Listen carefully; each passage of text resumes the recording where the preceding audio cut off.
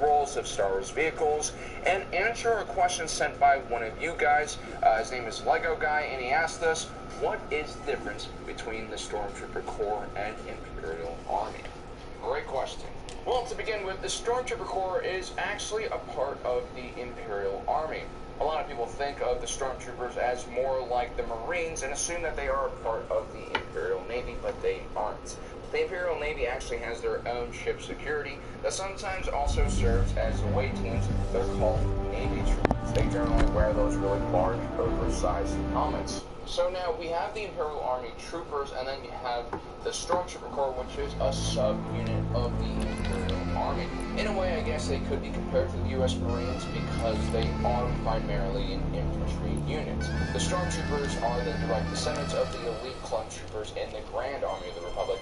As a matter of fact, the first Stormtroopers were just clones wearing new armor. Oh, no. As the clone trooper program ran its course and was eventually shut down, Of course they'd have that. Okay. human citizens of the Empire began replacing clones in the Imperial military. Generally speaking, the Empire was very anti-alien, so you didn't have any aliens serving in the Imperial military, especially in the Stormtrooper Corps. And also, they discouraged women from joining the Stormtrooper Corps, and some women just couldn't really meet the physical standards either. This actually meant that the few women Stormtroopers that made it through training were tough nails. Now, as a heavily militarized society, the Empire started training their officers at quite a young age. Most regional academies, equivalent to maybe elementary or middle school here on Earth, began testing their local citizens in an effort to separate the smartest and most capable cadets for placement in special Imperial Academy schools. The higher one tested, the more likely they would be accepted in one of the more prestigious academies across the galaxy, like the Royal Imperial Academy on Coruscant or the Arcanus Academy. Placement in a good academy generally guaranteed a bright future within either the Imperial Navy or Army, which for most citizens in the Empire was their best employment opportunity and quickest pathway to success.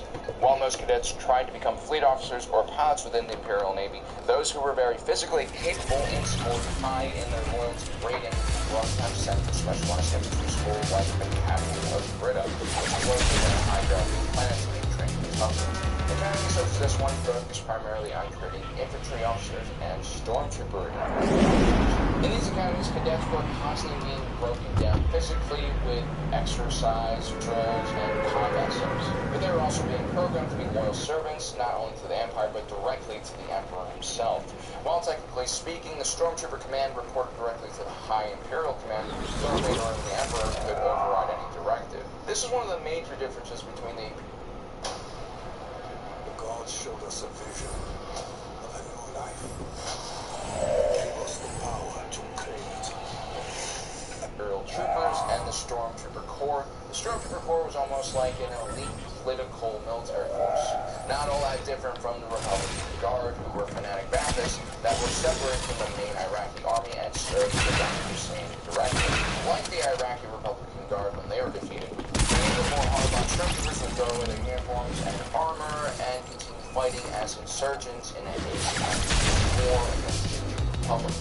As a matter of fact, the new Republic intelligence officers in charge of Imperial prisoner processing centers would always want to be Stormtroopers because they always tried to blend in with the general prisoner population and then would blow themselves up because they saw Imperials were surrendering as traitors. And while Stormtrooper training helped create fanatic soldiers, a lot of individuals were also purposely selected because of their personality types. Recruiters oftentimes look for specific psychological profiles, including extreme mental toughness and, in some cases, just a lack of empathy. Stormtrooper officers were taught from day one that casualties were acceptable, and officers were trained to disregard their wounded comrades until the firefight or mission objective was completed.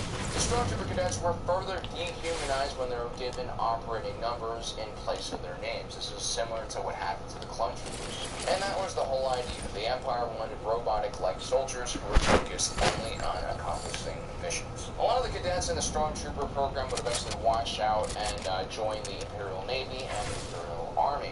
And while these individuals were seen as failures by the Stormtrooper Corps, they were usually very welcome in other branches of the military given their own training. Only a small percentage of Imperial soldiers made it through the academies, and usually they ended up being officers. The majority of Imperial soldiers went to Imperial recruiters or were conscripted.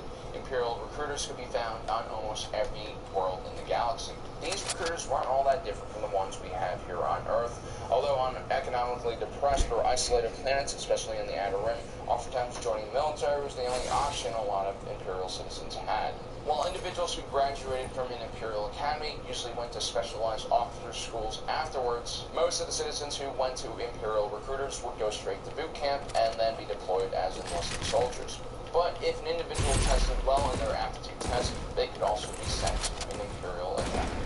Han Solo, for instance, was able to make it to an Imperial Flight Academy after enlisting due to his excellent piloting abilities. But he crashed one too many starfighters and was eventually kicked out. For everyone else, Imperial Academy drop camp was usually their next destination after a quick medical and intelligence assessment. In these camps, recruits were exposed to the same type of training that stormtroopers usually went under, but for a shorter period of time and with less intensity. Some drop schools were located in more exotic locations with extreme weather or fauna to produce more specialized troops. Although Imperial Army troopers were also indoctrinated, this indoctrination was not as heavily pushed as it was in the Stormtrooper Corps. A rogue like Han Solo might be able to make it in the Imperial Army, but he would have immediately been kicked out of the Stormtrooper Corps for his lack of obedience. A good percentage of the Imperial Army was also made up of conscripted soldiers, usually from local planetary defense forces that were absorbed by the Empire after the Clone Wars. It's not to say that the Imperial Army was not well trained to have some really elite Imperial Army as well. That could easily go toe-to-toe with the Stormtrooper Corps, but there is definitely a more relaxed culture in these units, especially when compared to how intense the Stormtroopers were monitored. Their helmets were constantly recording what they were doing on every mission. When it came to military duty, Stormtroopers and Imperial Army troopers had many overlapping responsibilities. Both organizations were oftentimes stationed on large Imperial capital ships as Marines, and also were garrisoned at Imperial military bases. Generally speaking, Stormtroopers were strong in combat. This was because they were designed primarily as assault infantry. While Stormtroopers had full body armor and completely closed-off helmets compared to the much less heavily armored Imperial Army troopers. Stormtroopers were also especially trained for shipboarding operations and also attacking heavily fortified positions. Whereas the Imperial Army troopers were much larger and supported by the Imperial Navy assets and light transportation. They could also fight bomb attack personnel off. The Stormtroopers were more like light infantry because they usually were the first unit on a battlefield. They were equipped like enhancements for the force. Although they did have their own armor and transportation vehicles, Stormtroopers usually relied on small arms and portable artillery. Sometimes the Imperial Army assets, such as tanks and bombers or one Imperial troop drivers, would be attached to a Stormtrooper acquisition. Also, additional high armor program developed armor because most Stormtroopers were stationed on assets. They were air support also because they were a smaller organization. Stormtroopers were expected to be able to fight in any kind of environment situation, but they were primarily and would take particularly well developed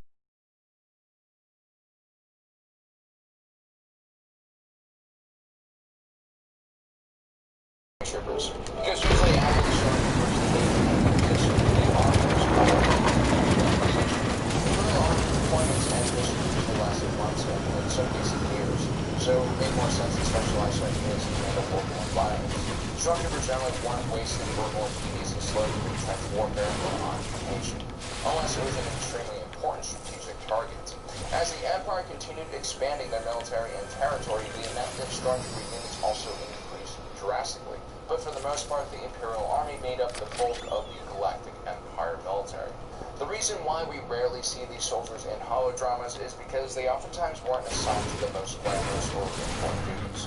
While the Battle of Minbum was an extremely costly and devastating conflict, Hello.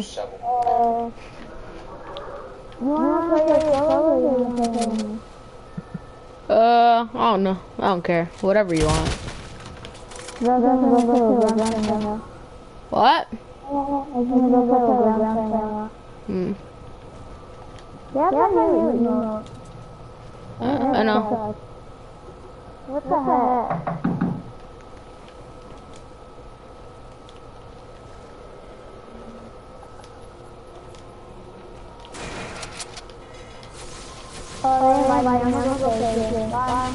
Alright, bye.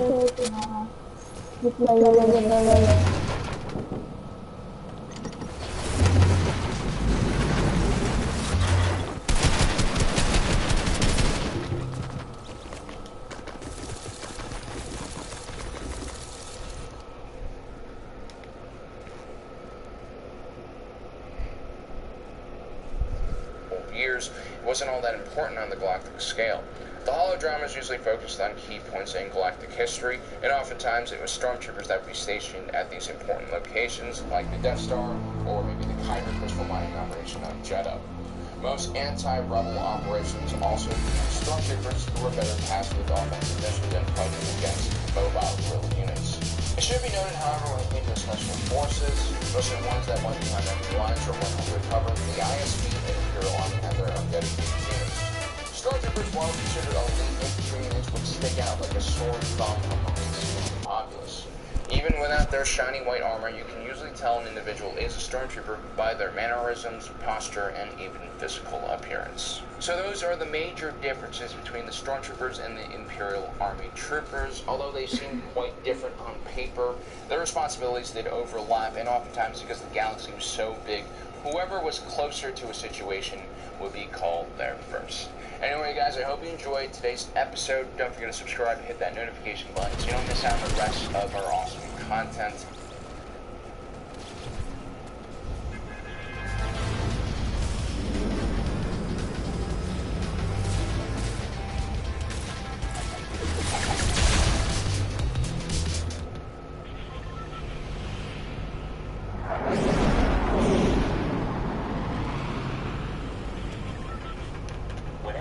On YouTube, I know that making an authentic video with a clear call to action is the key to getting results. Fun just doesn't stop. The Mandalorian. I saw this last night on my live stream. I thought this was pretty funny, at least talking about. By the way, the ratio here is quite glorious. You can see it right here, almost 6,000 tweets to almost 2,000 likes. That is a pretty substantial ratio.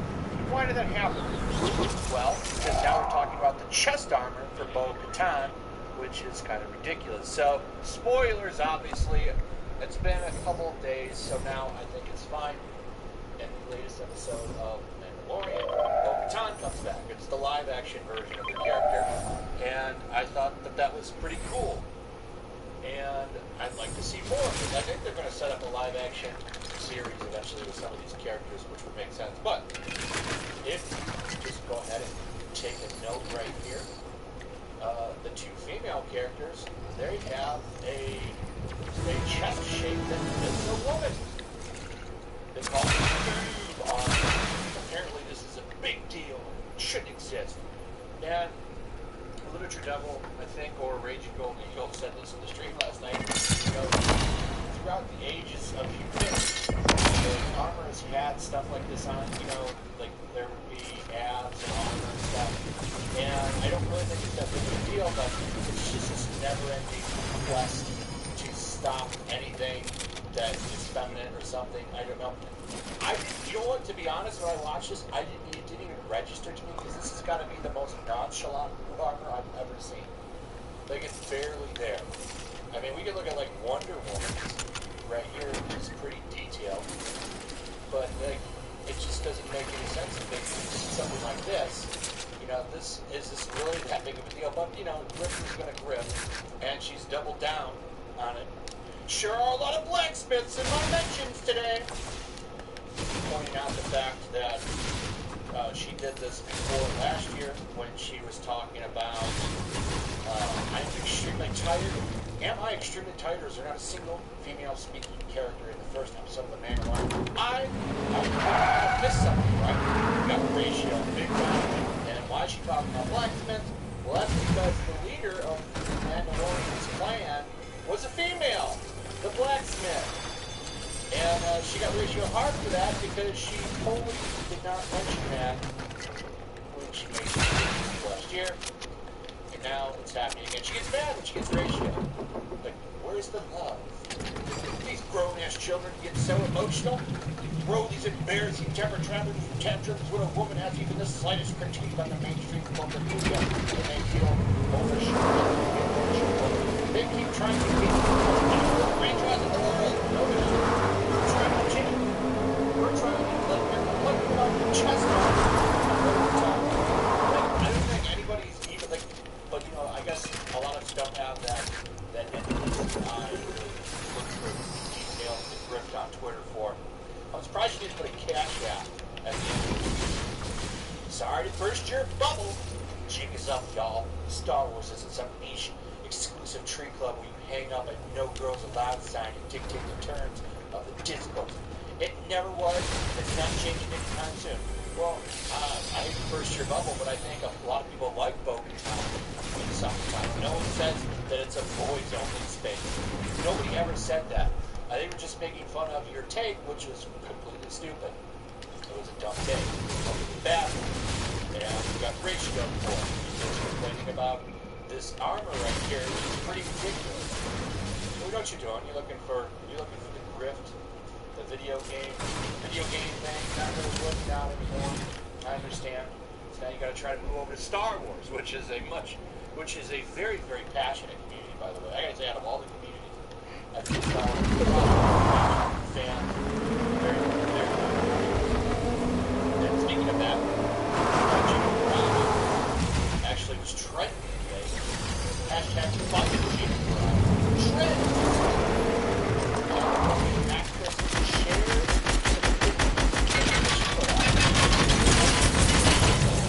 She also had another tweet right here in a world where everyone wears a mask. And because she's on the far end, she's terrible person. Of course, Mary Sue, the worst absolute worst take of the evening, which really probably shouldn't surprise too many people that it's the Mary Sue. But it actually trended.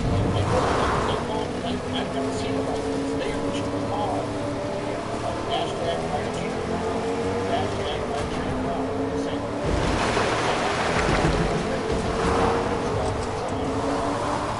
So this is the first time that they've done hashtag RG.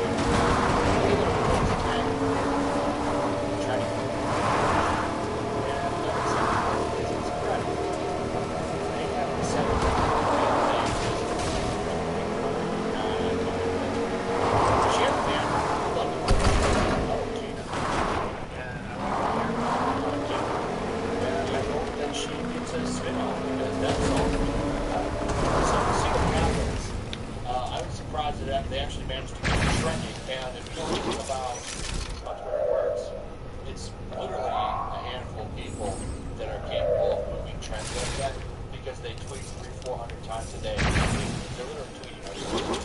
So they'll just sit there and tweet fire Gina Carano a couple hundred times, and they get it trending. And then, everyone else jumps in, and they're just not going to stop with her. It's ridiculous. But credit to Disney, man, for not letting me letting her say what she wants. That's nice. Will that keep up? I don't know. I hope it does. I hope they give her a show. Anyway, that's pretty much it. Mandalorian drama continues. This time, the Gina stuff reaches a new level, and of course, the grifters are coming in for Bo-Katan.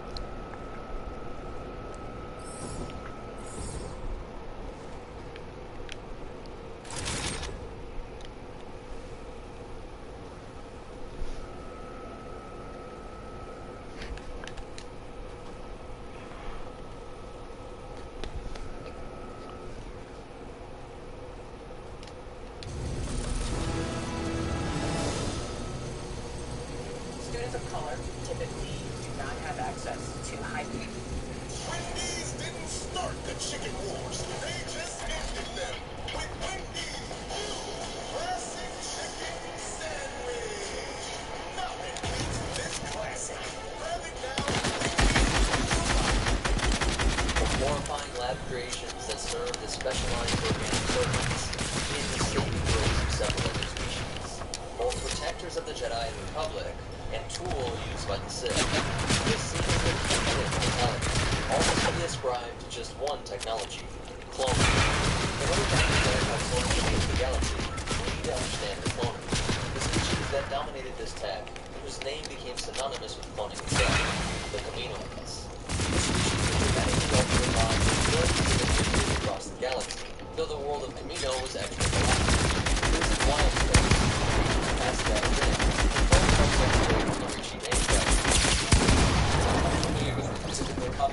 No, but beyond the outer rim.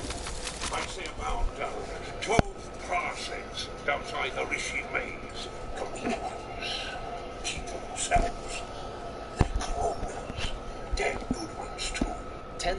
millennia ago, their world was covered with greens and blues, with some large ice caps, a state conducive to the rise of... I have a lot to talk to you about. We are going to be talking about the music video. We are going to be looking at the behind the scenes of the music video, the bloopers, everything, and we're going to look at the...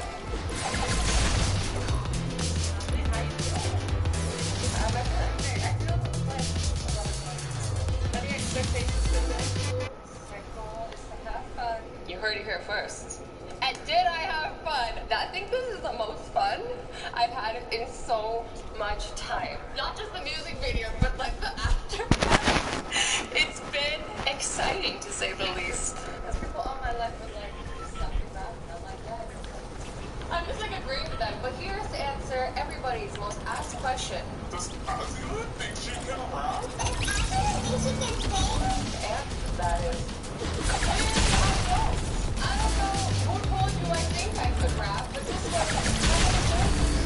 Like I said before, I even posted the video to the various German people. I'm a very self-aware person. I know that it's not me, and I think video bangs. Good one. So the song starts off with a beautiful verse that goes, next thing you know, and then flashes to a scene of me literally homeless with dirt and mustard and ketchup smeared all over me. How serious do you really think I was being? Coming from the girl who literally has a university degree. This rap song is the typical rap cliche, and it's a parody of what I think modern rap is. And don't get me wrong, I love rap. I think most of these scenes, except for the bullying scene and the homeless scene, were all scenes from like big rap songs that like I admire. And I'm like, that's a cool shot. That's an awesome artist. And we kind of recreated that. Not as good, but you know, we tried.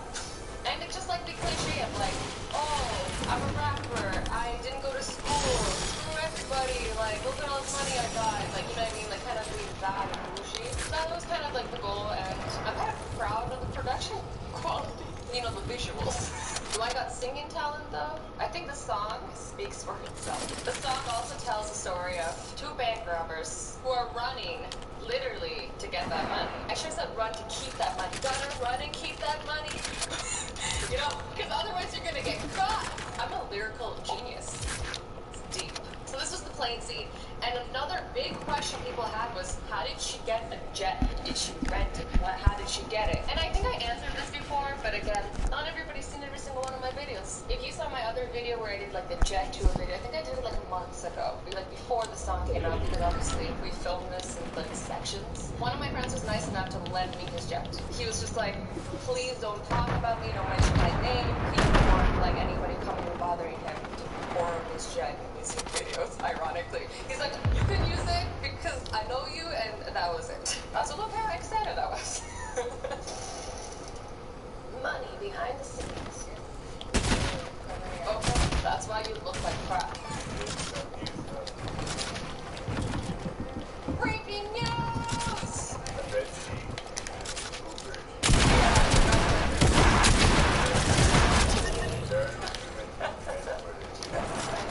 First day of the shoot, and we've already messed up and not gotten the bed sheets, because that's just my life.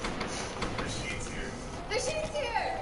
And now, setting up the sheet, all the money, leads me to the next question. How did you get all that money? Let me fill you in on a little secret.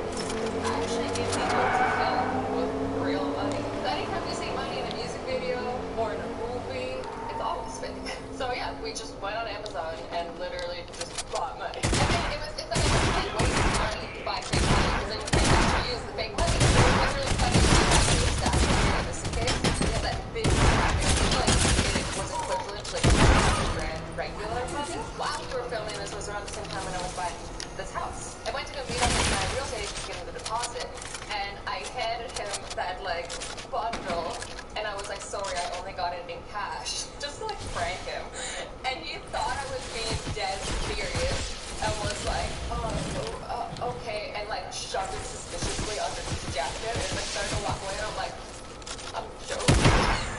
It's my girl Nora and the makeup artist, and my cat ears on casually. They made me take them off for the shoot. They're like, this is a go. I got Nem's blue hair. Oh, that's easy. Thanks.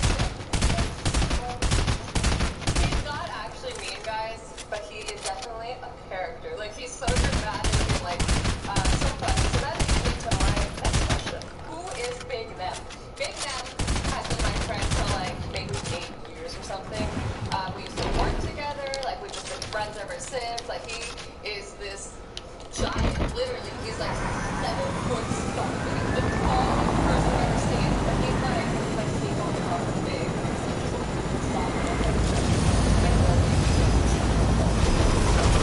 And why did I work with him again? Because I was my friend and helped a friend out and just, you know, some random person who's very like established. I don't know, you know what I mean? Like, I believe in like helping my friends out. Like, I'm not here trying to gain something from somebody. I'm just here trying to have fun. And what better way to have fun than to do something with your friend? If you have a look at some of Nem's other stuff, his whole thing is that he's just some walking comedian. Like, everything he does is a joke. He literally made a song about feta cheese, and there are goats in it. Wait, I'll show you. Are you gonna take this guy seriously? Honestly, as oh, here. Okay, so this is Lo, and she's one of my good friends, but also was the actor in the scene who played the bullies. Okay, she's not actually bullying in real life. She's just like a cool actor. She's like so good. So basically, they had this whole scene scripted where she is the bully when I'm younger, and then later on, like she's giving me a pedicure, and it's like karma. And then they're like, it would be totally funny if you like splashed water in her face. And at this scene, I was like, I can't do that. Like, I feel too bad. And she's just like, shut up. It's just, like, do it. It'll be funny. It'll be worth it for the video.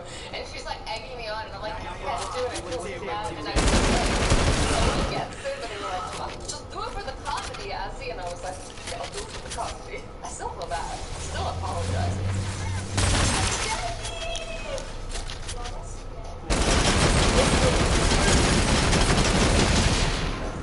I love you too. I love her so much. She's my friend. She's one of my first friends in Amsterdam. So you guys know I live half a year there, and Most annoying person today on set that has to be so over the top. He's not actually annoying. I'm pretty cute. Just kind of put on a show. You know, we love him. screaming, people shouting at people, like crying. No one's crying. It's getting pretty out of hand. Earlier, I asked him like where the snacks were, and he told me to be quiet on the set. I mean, I'm not allowed to be on set. The nicest person on set has to be that. He's just a sweetheart. When everybody else is super nice, like I mean, they're like people think you should know me right now. All on the floor.